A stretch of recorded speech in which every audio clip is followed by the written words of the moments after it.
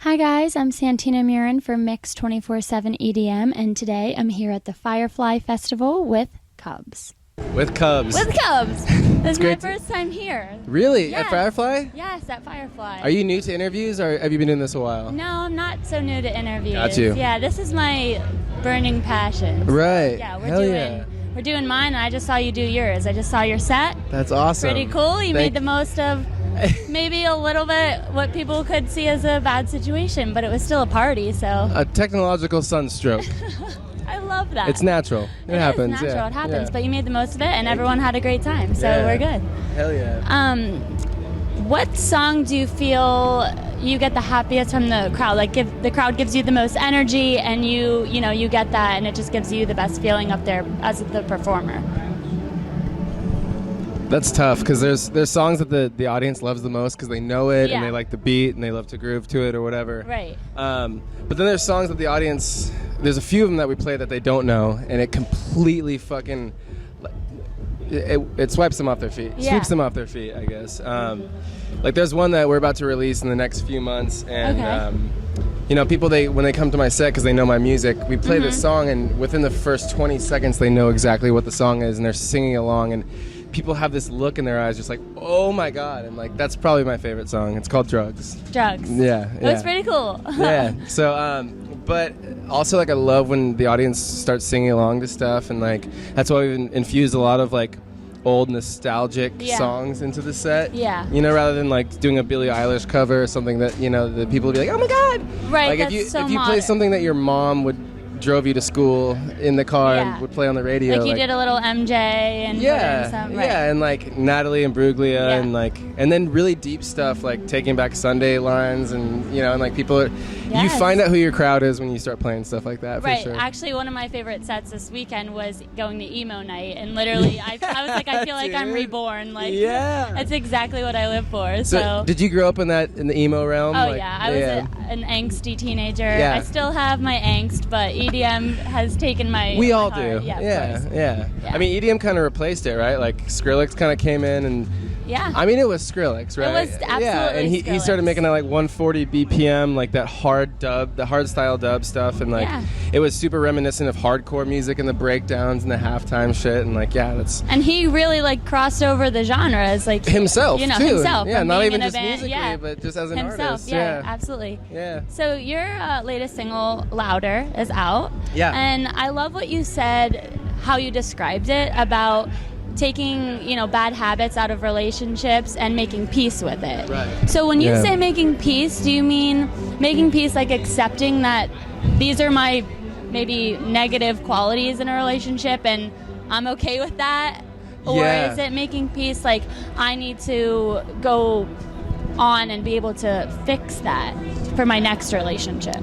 That's really tough because the song is supposed to be celebrating like a couple that admits to their faults, and it's kind of the celebration of like we don't love like everybody else. Right. Like we have this, because I've been in dysfunctional relationships, and it was a love letter back to myself and that girl or woman at that time. Okay. Being like, we just love a little louder, like we're different, and it's about that moment that you let hope come over you, and you're like, even though we're completely fucked up, like we're gonna make this work, you and I, and it never works. So ultimately, like as me as a person, as Sean Jacobs or whatever, or whatever, something like that. I guess the answer to that would be making peace by growing and evolving and changing. But this song is a snapshot into the past, in times where you are an arrogant young soul and you're just like, hey, what we have, even though it's terrible, like this is what I want, and we evolve so quickly as humans, and especially in relationships. And relationships, to me, they bring out the worst and the best parts of us, right? Like you don't know the pain that dwells within you until you meet somebody that brings it out of you, and that's kind of why I wanted to celebrate that part of my life with that girl. That's beautiful. I like that. Thanks. So I know you've had the mentality that you were going to make it someday. You were, or you were going to be somebody, if you will. Yes. Yeah. Did you always feel like this was the direction you were going to go, like playing major festivals, or did you envision something different when this was first your dream? I honestly didn't know. The first time I heard about a festival was Warped Tour. Right, and my mom wouldn't allow me to go, so I was like, okay. So yeah, I never experienced a festival, so I never fantasized about that. I think when I was young, I was fantasizing like the arena shows and sold out screaming girls going wild. Yeah, and, screaming anybody going wild.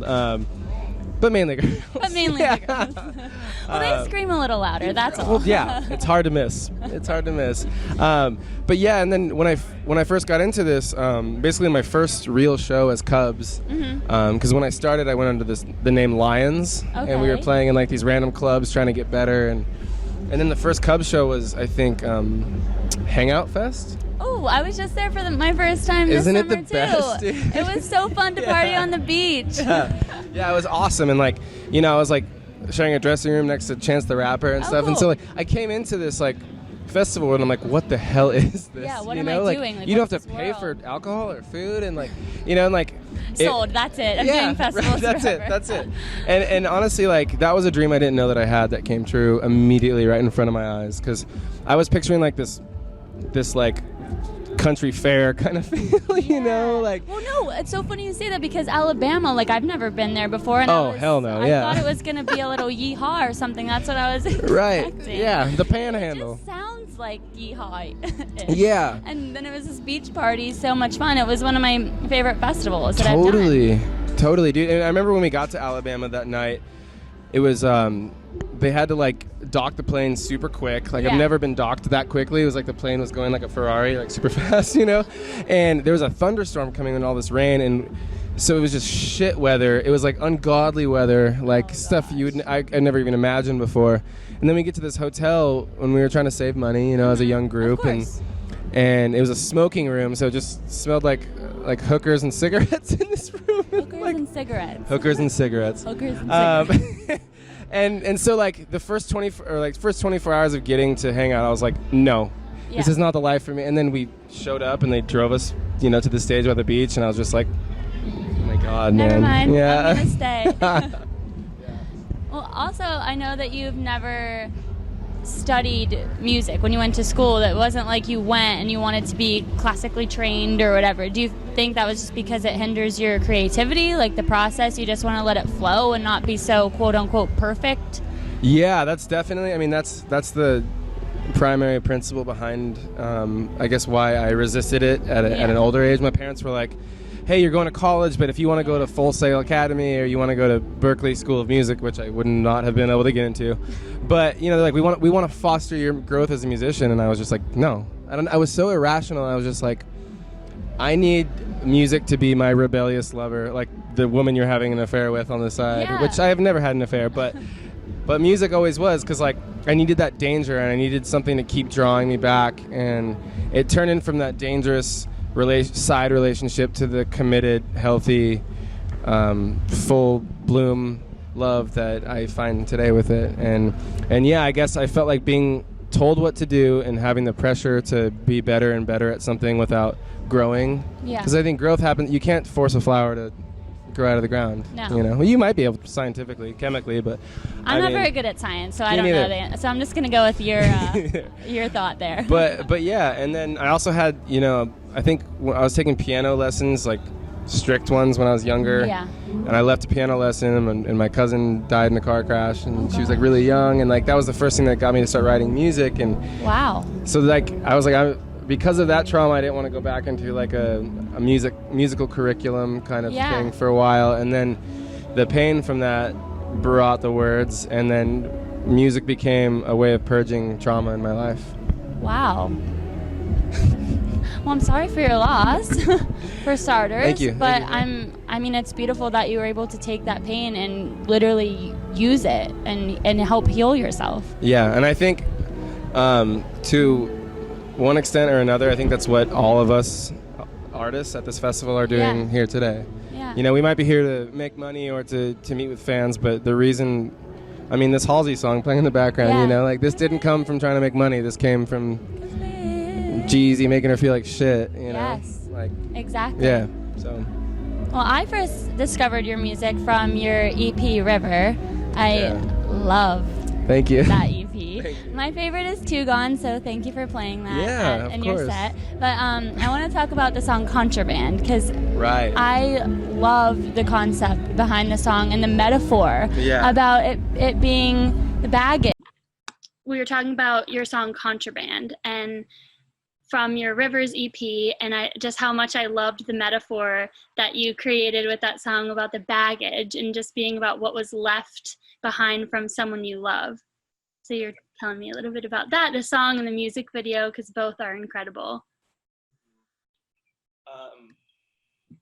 Yeah, so basically I wrote that song, like most of my songs are some remnants or some like, you know, like aftershock that somebody, the wake that somebody leaves in your life. And it was kind of an amalgamation of a bunch of different people, few more people in particular than others. But like the song's basically like all my worst experiences and like all these feelings of like when people leave you feeling empty or when they leave you feeling with like something that you didn't want inside of you, you know, like I don't want to be a bitter person. I don't want to be a jealous person. I don't want to be an untrustworthy boyfriend and shit, but like I had no choice but to become that, you know, because of letting what somebody did to you take hold of you, you know, and like that. So it's not just baggage and remnants, physical objects that these people leave behind. They leave parts of you inside of you that don't belong there. And so like that's a huge thing that I didn't say in this first interview, but like I thought about it after, you know. So this video was pretty much like, I mean, this girl like left behind a drug addiction, you know, like this guy's like riding around in his car and he's still like drinking and driving, which I've never fucking done that, but like, you know, like, yeah, it's like, it was like flashing back to like this girl introducing this guy to drugs or whatever. And then she's gone and then she leaves that void in him. And then he tries to fill that with those drugs to feel like she's in him again and all this. And it's just kind of about taking charge of your life and taking responsibility and be like, this isn't me. That is a piece of her. That's a piece of him that's inside of me. And I need to get it out. And it's this like voyage this guy goes on to escape himself and to physically bury the remnants, almost like a symbolic, like ceremonious way of letting go of somebody. But you know, the end of this video, the kind of twist or whatever, and this is like, I think ubiquitous in all like breakup cat and mouse stories, right? Because once one person lets go energetically, the other person feels it. And even if they're dating somebody else, they'll come back and fuck with you in your life because they know that you've moved on and stuff. And the more you do that, you know, so she comes back to that hole and like kicks my ass and throws me deep back into that hole and takes off, you know, with the one memory that I enjoyed of us that I can't let go of, you know. And like, yeah, and it took me a while too, because like I was intuitively writing this video, and we were like, oh, it'd be fun if like she showed up again and like, haha. But like it all means so much more now that I'm looking back, you know. And I just went through like the gnarliest breakup of my entire life since the video came out, with the deepest love that I've like ever experienced, and it all makes so much more sense now. It's like, was future me writing that? Like, you know, like You had the growth before you even had the experience in a way. yeah, totally. And that's why I could speak about it so like much. I don't know how articulate I am sounding, but it feels much more articulate and refined the way that I can view this whole story now and the importance of each little detail. Well, I think that it's even super cool that you have that much, like you had that thought, you had that vision, that creative vision and everything that you wanted to put in, because sometimes people put out a music video that you're like, what did I just watch? And sometimes that could be deep too in their own way. It's obviously art. It's all about like your perspective on it, of course, and how they created it could be taken totally different than how you viewed it, you know, all that. But sometimes it's just like they didn't even make a music video. That was just like something to put out, it seems like. Yeah. The fact that you really went so, you know, far into it, and it did read that way. The music video was super captivating, so loved it. Thank you. Yeah, we put in more than we thought we were going to. We lost more than we thought that we were going to. You know, I lost like probably almost like $5,000 of my own money just in like paying for food and for, you know, lodging and giving my friends who were editing it snacks and like just the shit that accrued, because it took like 2 months to edit this thing because it so much. Pushing themselves over something I'm not paying them for. And so like, yeah, we lost like trust with the label from this video. We lost a lot of shit, but like I got to do it. You know, I finally got to put all my pain into like this thing, and you know, and like I think it was received well. But you know, you're right. There's some videos that like, you know, the forces that be, they step in. They're like, no, we just need a summary video that's going to be fun. And you know, that's the thing with this new one, Louder. I'm working on it right now, and you know, we had this like super dark, fucking like seedy kind of contraband like video, but it was gonna be all nudity and sexuality and shit, you know, and it was kind of a love letter to the female form. And then we were talking to like the marketing people, and they're like, yo, Louder is like a summer song, and it's gonna do better if you make like a summary video and not some dark shit. And so I'm like, okay, fine. This one I'll do like the fun music video type music video, but we're still like pulling at threads to try to like figure out how to make it as deep and as fulfilling to my trauma self as possible. Love that. But it's cool that they'll, you know, work with you. You'll meet in the middle somewhere. Mm-hmm. So that's nice. I mean, yeah. I actually think that you're just incredibly unique. You know, your visions, everything that you put into everything.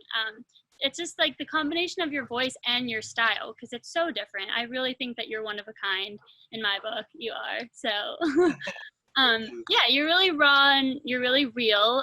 But with that realness, I mean, I know you were just saying Louder is kind of like a summer song, but with that realness, it's not always just upbeat and happy music. So is that like a process of realization that you got to that point to speak speak your truth so authentically? Yeah, I mean, it was processed by elimination. Like, right, I mean, I would write songs that I thought would be good songs, you know, like mm-hmm. I remember that song One Dance by Drake came out, and I was like, this is so easy to write a song like that. So I made a song just like that, and then I was sending it to my people, and they were like, oh, this is really good, like, let's work on this. And then I, you know, wrote a song about my mom and like the void that sons leave and their moms, particularly men, leave in their own mother's lives, you know, when they leave, because every woman who ever gives birth to a male son knows that someday he will leave her, and that's like the circle of life. And I wrote a song like that, and like, you know, I sent it to them, and they're like driving home crying and shit. And I'm like, well, obviously I would rather make somebody cry than make somebody want to get drunk and have unprotected sex with somebody they don't know how to club, you know, like I want to force introspection into people, because that's the only way that we grow. And so if I can be here to not be a teacher but a facilitator of one's own self growth through my own experience, then I'm doing like the work for the world, and I'm doing like what my soul came here in this life to do. Because I wasn't given this voice, this creativity, like my, you know, face, like my talent. I wasn't given all this just so I could make money, you know. Right. And I think I will be financially and relationally rewarded in my life if I keep my craft about and I dedicate it to that mission statement, you know. Did that make sense? It totally makes sense. You're just being authentic to you, and meaning that the more that you stay true to you, the more good that's going to come to you, because you're not trying to be a sellout. You're not just trying to make a hit and make the money and do the next thing. Like, you want to feel fulfilled, because otherwise it's just going to be a cycle of waking up, doing what somebody else wants, going to bed. That's going to ultimately negatively affect you more than anything else would. Yeah, you know, that's like a phobia of mine, you know, like I don't want to wake up one day in a big house all alone and realize that I gave my life to the wrong mission, you know, and like, and that's the thing, like a lot of people make money the mission. They make winning the mission. Right. And winning is such a relative term, and so is losing, but at the same time, like the only thing that you can lose at the end of the day is yourself. So if you started off like off the bat without yourself intact, then you're already a fucking loser. You know, so like if you can make it through this gauntlet, this hellscape that is the music industry and that is Hollywood and like the, you know, the monetary music machine, I guess, and you can remain intact and people respect you and people gravitate towards you because of the same person that you were when you were 3 years old, the reason your mom loved you, then like, I don't know, that's my shit, yo. That's what yeah, that's what I'm trying to do. But speaking of new music, my next question is, what are you doing to my heart with all these Instagram story clips of songs? Like, this wasn't happening before I sat down and talked to you. Now I'm seeing all these, and I'm like, what is he doing? When am I going to get to hear a full version?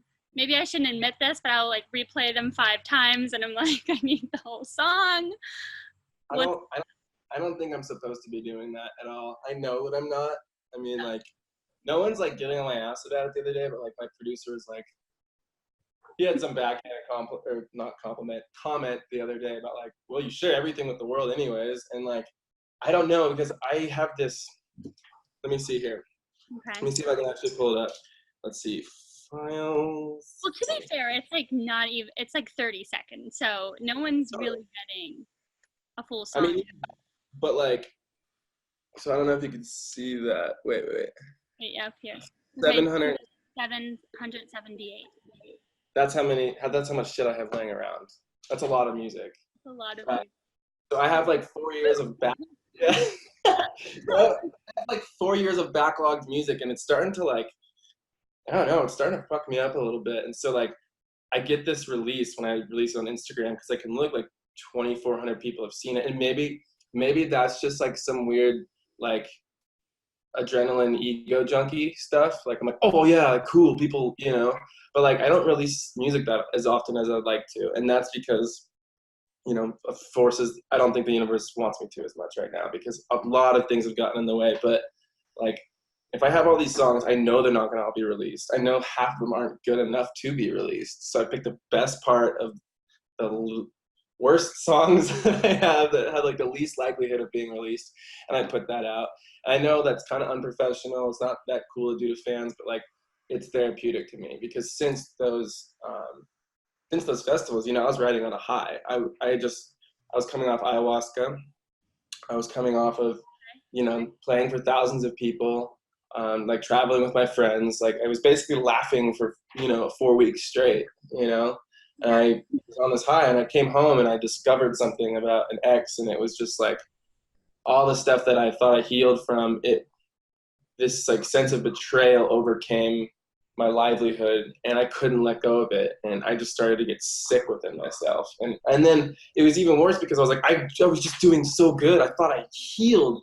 I thought I downloaded 2 years of therapy in one night with this plant medicine, and that I had completely freed myself, and I was shackled again. So I needed that release. I need to release those songs that I wrote when I was in love with her, or songs that I've written that have to do with the pain that I'm experiencing again, like, you know, against my own volition, you know? So yeah, it's therapy for me. And I just told Steve the other day, he's like, hey, maybe you shouldn't do that because people are going to steal your music. I'm like, I don't fucking care. If people steal this, like, go ahead. Like, take it away from me. Right. Because it hurts. You know what? At the end of the day, you're an artist, and that's what you need to do. And of course, yes, you're thinking about the fans and everything, but it's an Instagram story clip. Like it's not that serious. And the more that you're posting, it's like people should know that that's not like, here's a sample of every single song from my new album that's not even being talked about. Like it's you, you know, it's you escaping and allowing yourself some peace. So as a fan of somebody, you should be allowed to do that. Yeah, and like that's the thing too, like, you know, I'm not, because I've gotten too excited and I released songs that other people wrote with me, and like that's super unfair to do to them, you know, because there's like laws against that, like the first performance act or clause or something like that, and like, yeah, that's not fair to do to like co-writers and stuff. So I've definitely like towed the line with that. And you know, it's funny though, like when my life's going well, you don't see me posting Instagram stories all the time, you know, like I don't need that release. And it, I don't know, it's just a therapy. But you're also frozen as I'm gonna say, I'm so frozen. I noticed that. No, you're not. That's why I'm like, it doesn't really matter because I can cut me out. It's obviously way more about you. You're like, I'm like, I know. I know. I see it. I was gonna like give it a second, but it's been like a little while. Hi, I'm not frozen again. The universe is really out here testing us as like a team. we're passing though. Yeah. we're coming out stronger. So now maybe I shouldn't say this if everyone's yelling at you for putting stuff on your Instagram, but I thought I saw you say something about merch soon. Is that a thing, or should we just not even talk about it? Okay, yeah, so basically all of my merch is done and it's ready to go. It's sitting in a warehouse and we just have to get the account thing figured out. We've had some issues with that. So like I just need to man up and make the phone calls and get that stuff figured out. But it's just like two very simple shirts. Like, you know, just like this company, Dutch Bros, they hooked us up with like, you know, 400 shirts or something like that. They like super hooked us up and they're going to be doing the distribution for us. Like they take such good care of us over here at Cubs. So yeah, we're going to like, I don't know. I just need to talk to this chick Sierra and get this account stuff figured out and then it's live. So it's my fault. Set up live, boom. Yeah. Yeah. Cool. Well, I definitely will be grabbing some of that because I need to rock some Cubs. Yeah, I'll just send you some for doing this. I really appreciate this, and I appreciate your time. Yeah. More time. Are you kidding me? I was so embarrassed that happened, and I was like, this is so unprofessional, and just the fact that you're It could have been me too, because I was fidgeting with that microphone so much. I could have just ripped it out of there. You never know. It was meant to be like this. It happened, and we are obviously meant to just chat again. So yeah. Now I'm not mad about it, but I did sob for 2 days. Like I was really. Again, maybe I'm saying too much, but it's the truth. So I've already said too much during this interview, so we're on the same page there. That was actually all that I really had specifically to ask you. Is there anything else that's going on that you want to share that I missed? Let me see. No, I don't think so. Oh, one more thing. That was your first time in the forest, right? Playing in the forest. So that's my favorite. So I told you that you would love it, right? Yeah. I mean, I knew I was gonna love it or whatever, but the first time we walked through at nighttime, it was the closest thing that I've had to like a real life simulation of a psychedelic experience. And like one of the tropes of a psychedelic experience is like you have to reintegrate it into your life. So like when I got home from Electric Forest, people were like, "Oh, how was it, man?" And I was like, "I don't fucking know, dude. I need to think about it for a couple days." Because like each tree was individually lit and like going to like the rhythms of like, I don't know. And like when you're in a vicinity like that where so many people are also on psychedelics, like to be totally honest, the vibration of everybody is higher. So like just being around people like that, it was healing, and everybody had like these, had this like very family like aspect to the culture of that festival. Much more than Firefly. Firefly was great, but it was more about like people wanting to see the artists, and Electric Forest was like, it just felt like I was part of this bigger thing, and the vibration, the collective vibration of everybody at that stage. What was it called? You're at the observatory. Yeah, the observatory. Yeah, that's one of my favorite stages.